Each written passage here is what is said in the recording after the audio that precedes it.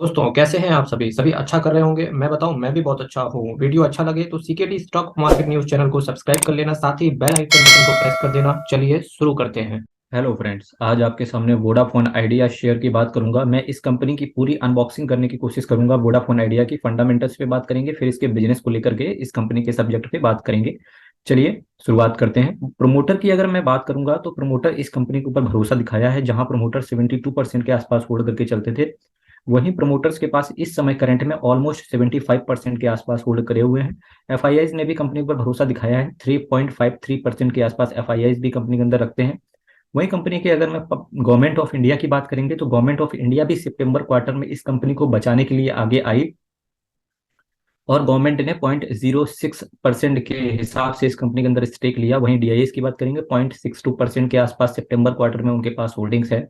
अगर मैं पब्लिक की बात करूंगा, पब्लिक ने करीब करीब 1% के आगे इस कंपनी के अंदर स्टेक को बढ़ाया है अपना इस कंपनी के अंदर। वहीं आइए चलिए कुछ और चीज़ों की बात करते हैं। देखिए कुछ लॉसेस क्यों हैं। एक पेनी स्टॉक है वोडाफोन आइडिया, इसको आपको मान के चलना पड़ेगा। शेयर कैपिटल की बात करेंगे, शेयर कैपिटल कंपनी की इंक्रीज हो रही है। 32,119 करोड़ का शेयर कैपिटल है। रिजर्व एंड सरप्लस की बात करेंगे, 1,08,536 करोड़ का नेगेटिव रिजर्व एंड सरप्लस है।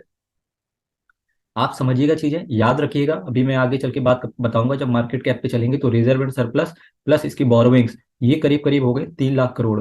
एक तो रिजर्व एंड सरप्लस नेगेटिव में है, दूसरा 2,48,176 करोड़ की बोरोविंग्स। ठीक है, तो आप इस चीज को याद रखिएगा। हालांकि मैं 46,000 करोड़ की ये अदर जो लाइबिलिटी है इसको इग्नोर कर रहा हूँ फिर भी। तो क्योंकि अगर ये चीज दोनों चीजें ठीक हो जाती हैं, अगर बैलेंस शीट के हिसाब से ये दोनों चीजें रिपेयर अगर कंपनी कर लेती है, तो भी इसका शेयर प्राइस 30 से 40 रुपए आसानी से घूमते हुए देखने को मिल जाएगा। परंतु नेगेटिव रिजर्व में सरप्लस है। बोरोविंग्स कंपनी की 2,48,176 करोड़ है सितंबर क्वार्टर के अंदर। तो इस चीज पे कंपनी का कहीं ना कहीं हमारा व्यूज रहेगा, और इस चीज पे मैं याद रखना, मैं अभी बात करूंगा इस सब्जेक्ट को लेके। वहीं सेल्स की बात करेंगे क्वार्टर ऑन क्वार्टर बेसिस पे।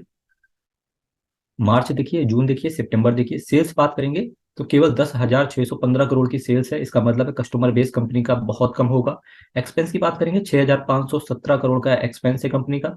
और वहीं अगर कंपनी के मैं प्रॉफिट को लेके आपके सामने बात करूं, नेट प्रॉफिट पे चलिए। नेट प्रॉफिट कंपनी का नेगेटिव है, और ऑलमोस्ट कोई आज से नेगेटिव नहीं है। कंपनी अभी तक प्रॉफिट में देखने को नहीं मिली है 2020 से लगा के करंट में 2022 तक का। ये देखिए 6 साढ़े 6 हजार करोड़ के आसपास company on an average loss में ही कंपनी बार बार रिकॉर्ड कर रही है। इसी के साथ साथ आइए बहुत सारी चीज़ों की और चर्चा करते हैं।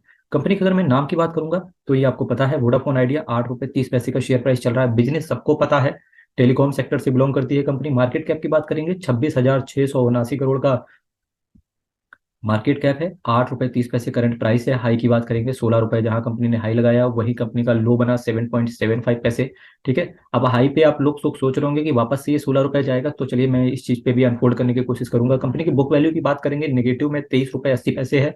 Return on capital employed, return on equity और फेस वैल्यू की बात करेंगे तो फेस वैल्यू 10 रुपए है। Return on capital employed and return on equity ये दोनों ही देखने को नहीं मिल रहा है। ठीक है, तो ये रहा। अब चलिए बात करते हैं कंपनी के कुछ और तथ्यों पे, जो कि रहेगा जैसा कि मैंने आपसे बताया कि जो इसने हाई लगाया 16 रुपए का, वो देखिएगा। हाई जो लगाया इसने 16 रुपए का, तो आप सोच रहे होंगे वापस से वहां पहुंचेगा, जबकि ऐसा नहीं होगा फ्रेंड्स। वो क्यों नहीं होगा, चलिए वो यहाँ से देखने से आपको पता चलेगा।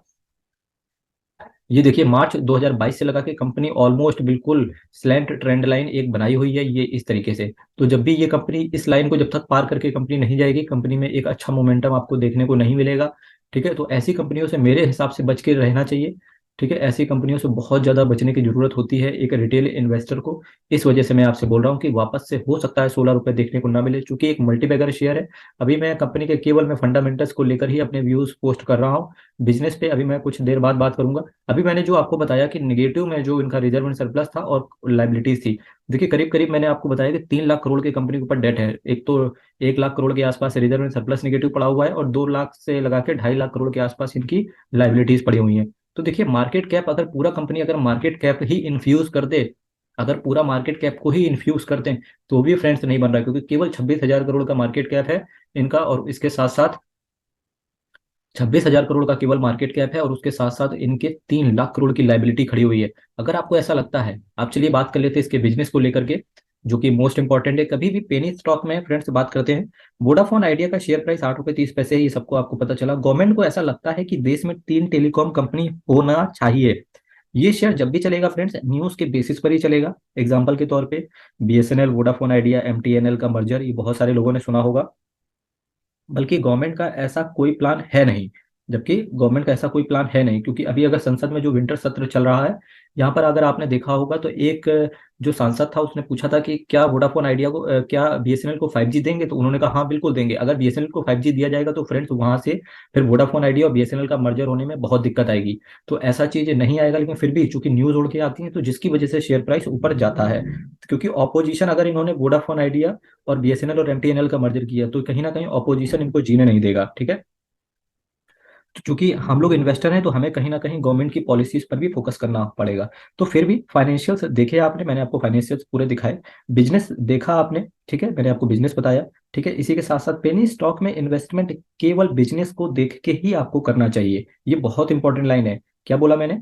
कि पेनी स्टॉक में इन्वेस्टमेंट केवल बिजनेस को देखकर ही करना चाहिए। अगर आपको ऐसा लगता है कि इसका नेटवर्क अच्छा है, प्लान्स अच्छे हैं, ठीक है, और जो इंटरनेट है तोड़ है मालिक बिल्कुल, तो आप इस कंपनी को भी देख सकते हैं। क्योंकि अगर इसको बिजनेस नहीं चला, क्योंकि अगर इसका बिजनेस नहीं चला तो इसका हाल भी कहीं ना कहीं फ्यूचर ग्रुप की तरह ही आपको आने वाले समय में देखने को मिलेगा। और इन्वेस्टर्स का क्या होगा? और इन्वेस्टर्स की पॉकेट में हैवी लॉस आएगा।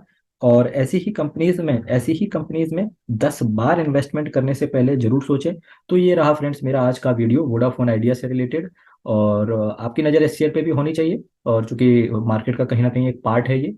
तो ये रहा मेरा पूरा वीडियो फ्रेंड्स। 1000 सब्सक्राइबर का मेरा टारगेट है, ये केवल आपकी वजह से अचीव हो पाएगा। मेरा यही मानना है कि अगर आप वीडियो को देखते हुए अंत तक आए हैं तो चैनल को सब्सक्राइब जरूर करें। बहुत सारा मोटिवेशन मिलता है। Thank you so much.